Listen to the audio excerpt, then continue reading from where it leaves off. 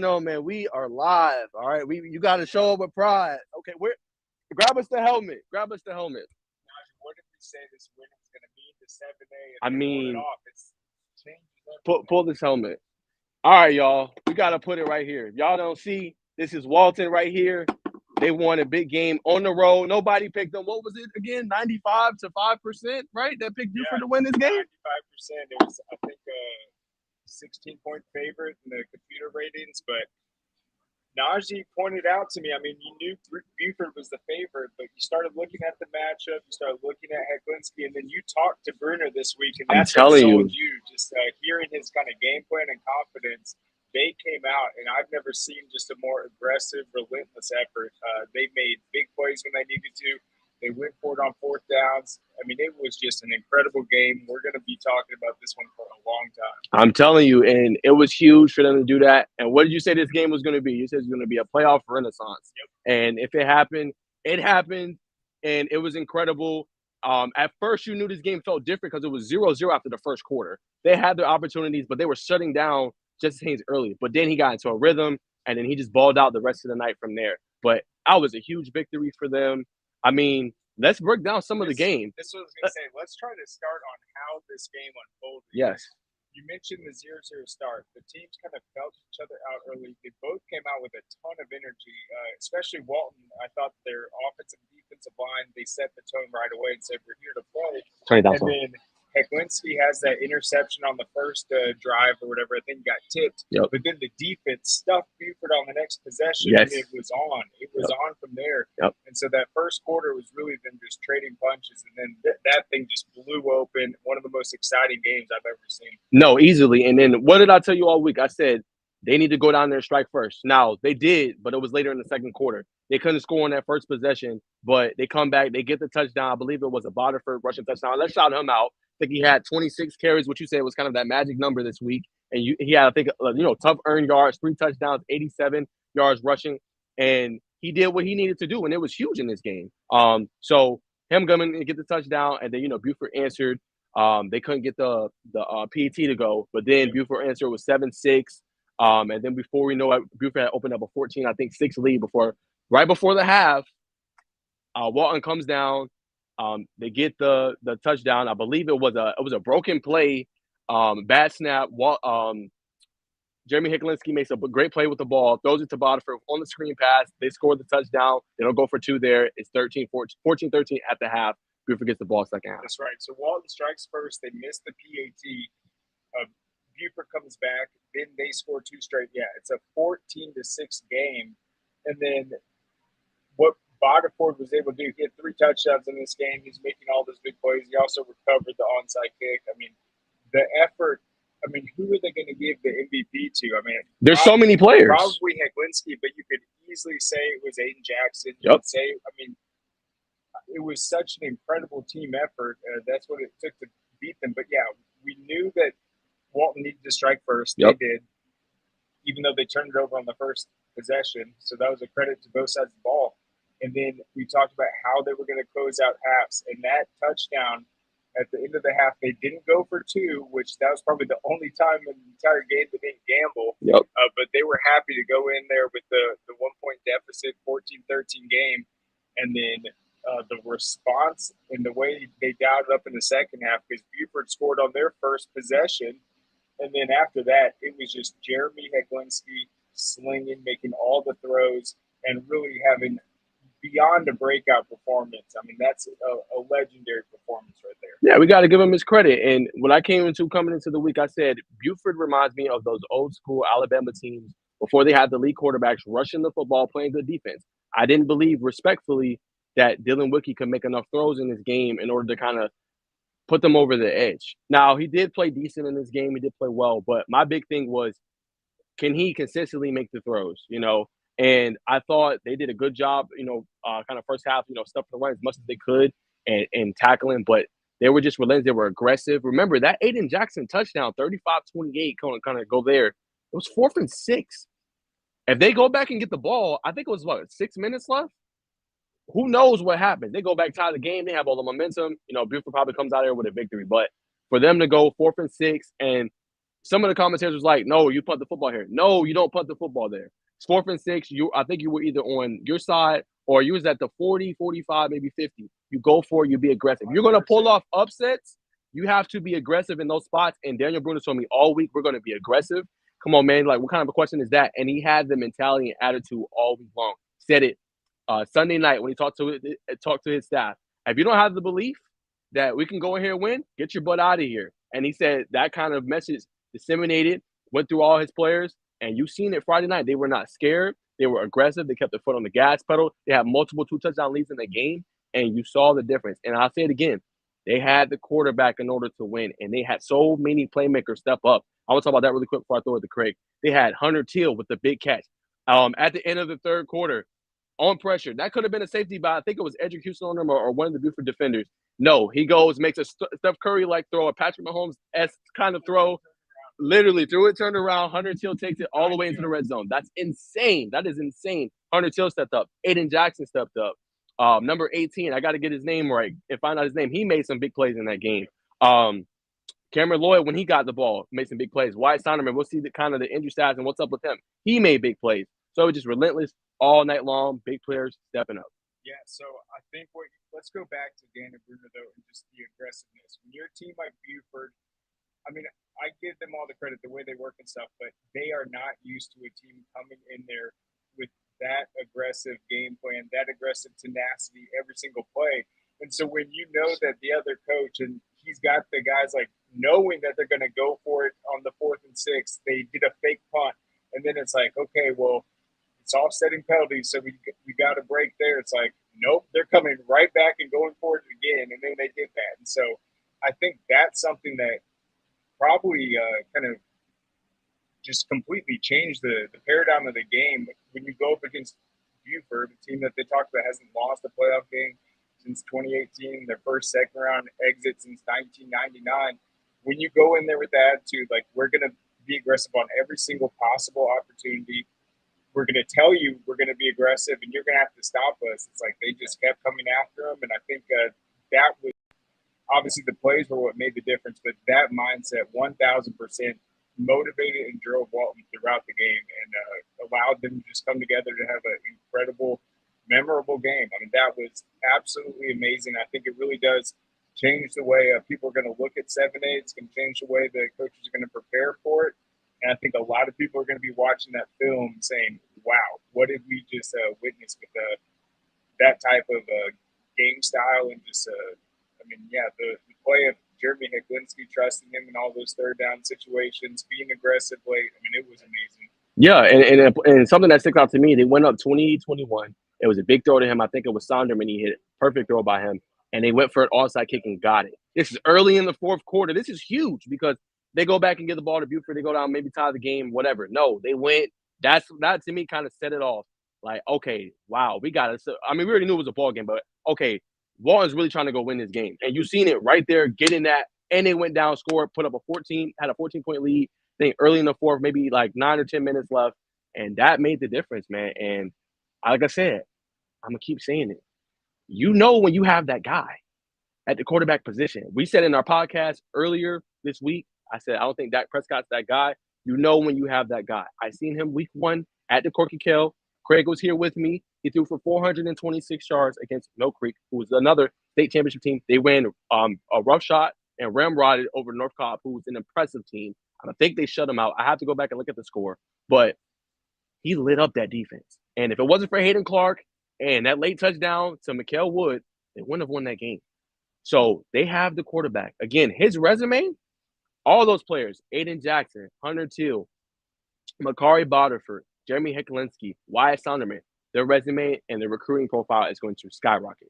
So they're going to have so many offers coming in. By the time they play next year in our Corky Kell game, I'm pretty sure he's going to have over 25, 30 offers easily for Heklinski. Easily. I thought Brandon Adams said it best. He said at the end of the game, he goes, there's not a single piece of this field that Heklinski didn't throw to. He was going all over the place, making – we saw him hit Aiden Jackson on something. It'd be like a key third down. And he's going over two guys, over the safety, over the corner, right on the money. I mean, he probably made, I'd say like 8 or 9 throws that if you have that on your season long huddle film, it's like, oh my gosh, he did it consecutively. Yeah. I mean, he caught absolute fire.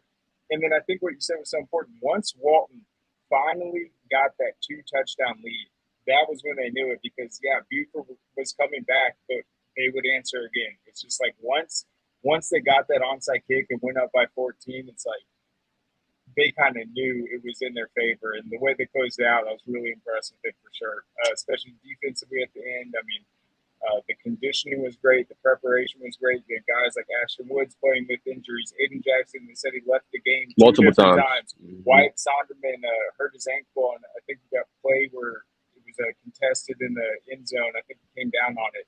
I mean, those guys battled so hard. They did not stop. Even if they got banged up, they jumped back in there willingly, knowing that it was going to take everyone. I mean, what an incredible just win for the Walton program. Seriously, that is a big one. Gwinnett used to have our number, but you take down a top-ranked Buford Wolves on the road. That is a statement win for sure. So I could not be happier for them.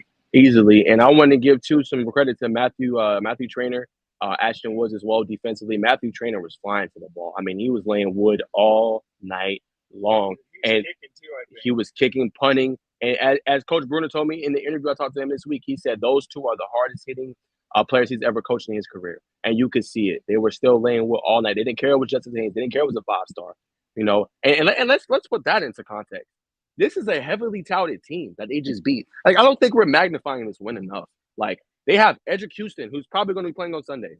They have KJ Bolden, who's a 5-star. I think he's the top-rated player in the country, or top 2-rated player in the country in 24/7 Sports. They got King Joseph Edwards, Justice Haynes, defensively. I mean, man, you talk about 5-stars, you talk about elite talent, and to go in there and get that victory, that is huge. I mean, it's absolutely huge. They didn't back down. It was aggressive all night long, and that's what it takes to beat upper echelon talent. And I'm gonna say this: 7A is different. Okay, 7A is different. 100%. We gotta let that be known. 7A is different. Like, you can don't play with 7A. Okay, like what we seen tonight is for real, and anybody can come for it. Last year, like I said, was kind of an aberration. Collins Hill just had that kind of elite talent. You kind of knew, okay, you know, they had Travis Hunter, Sam Horn, Ethan Davis. They just had talent all over that field, you know. But this is open. So now it's like, who is going to win this? I mean, Mill Creek's going to be in there. They're going to play Westlake. Walton's going to play Carrollton. And I'm going to tell you right now, I'm taking Walton in that game. Yep. No matter the injuries, I'm going to take Walton. I think they got the quarterback that's going to be ready to do it. No offense to Julian Lewis, but he hasn't been in this spot before, you know. But I'm taking them next week. I don't know the other two matchups. If it is, it's going to be North Gwinnett up top. They're going to play Colquitt County. That'll be a good one. Okay. The bottom right.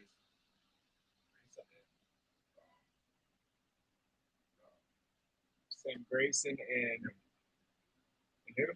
Grayson and Milton, right? Ooh. Yeah, that'll be a good one. But that might be my game of the week. Let's just talk about one more thing. Yeah. The poise of Jeremy Heklinski is off the charts. I mean, he's one of the most calm and confident quarterbacks I've ever seen. What you remind you of? Mahomes, I don't know. I mean, he's something different. It's just amazing the way he stands tall. That Buford defensive front is outstanding. They were coming after him. He had some plays where he escaped. He didn't take sacks. He did throw the ball away, right decision most of the time. But on third down, he did not miss. I mean, he was unbelievable, made all the plays. I just think the entire state's going to be kind of celebrating that outing today. I mean, that was really impressive for Georgia high school football. Yeah, easily. And it was a big game by him. I mean, we both seen it week one, and he's an incredible player. And as Bruner said, this is not even this how big and magnifying of a win this is not their standard. You know, their 3 goals, as he told me, win the opener. They didn't do. They lost to Mill Creek 44-41 in their thriller. He said win the region title. They did not do that. They lost to North Cobb. North Cobb ended up winning the region title, but they're out of the playoffs now. And the third was to win the closer. Who says they can't get to the closing game? Who says it won't be a Walton Mill Creek rematch in the state title game? Who knows? I mean, who knows at this point? So, I mean, I'm excited. I'm glad I was able to convince Craig, because he was on the fence. I texted him Tuesday. We were talking the whole time, and he was like, I said it was going to take a miracle. Or yes, you did. Yes. Yes. And it was none of that. I know. I knew Justice was going to be a problem, though. And then I said, if they can limit him to under 150, 180 yards, they can win. If he goes for 200, they're screwed. But he played really well and kept them in that game. But overall, man, I just think the overall team effort by Walton, their offense, the way they run it, it really is something unique, I think, in the state right now. I mean, it is explosive and honestly probably the most fun and exciting offense to watch right now. And guys, before we wrap up our post-game show, let's do a quick look ahead kind of to this next matchup, Walton and Carrollton. Just a quick peek at that. We get me and Craig's thoughts. And then make sure you guys, real quick before we talk about that, go to scoreatl.com, get all the roundups and recaps today. I am personally going to be doing some highlights from this game. I'm sure it's probably going to blow up. This is, like I said, one of the biggest games. Probably you can make the argument maybe in the country, biggest upsets we've seen in a long, long time.